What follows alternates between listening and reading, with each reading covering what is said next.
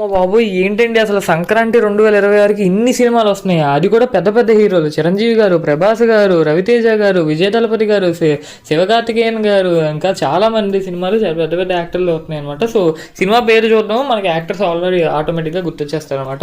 So 2026 Sankranti box office స్కోర్లో భాగంగా చిరంజీవి గారి 'మన శంకర వరప్రసాద్' అనే ఒక మూవీ అయితే రాబోతుంది. సో ఇది అందరికీ ఫేవరెట్గా కనిపిస్తుంది. సో చూద్దాం. అండ్ ప్రభాస్ గారిది ది రాజాసాబ్ అనే మూవీ కూడా రాబోతుంది. సో ఈ సినిమాపై భారీ అంచనాలు ఉన్నాయి ఆబ్వియస్లీ.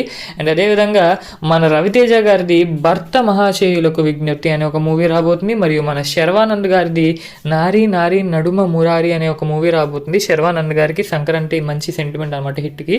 సో అందుకే అది రిలీజ్ చేస్తున్నారు. అండ్ అదేవిధంగా మన నవీన్ పొలిశెట్టి గారిది 'అనగనగా ఒక రాజు' మూవీ అయితే రాబోతుందని మనకు ఆల్రెడీ తెలుసు. మరియు తమిళ్ నుంచి విజయ్ దళపతి గారి 'జననాయకన్' మూవీ మరియు శివకార్తికేయన్ గారి 'పరాశక్తి' మూవీ కూడా వచ్చే అవకాశాలు అయితే ఎక్కువ ఉన్నాయన్నమాట. సో మీరు ఏ మూవీకి వెళ్తారు ఈ సంక్రాంతికి అనేది చెప్పండి. ఈ లిస్ట్ చూస్తే నాకు మైండ్ పోయిందనమాట. ఎందుకంటే పెద్ద పెద్ద హీరోలు, పెద్ద పెద్ద సినిమాలు.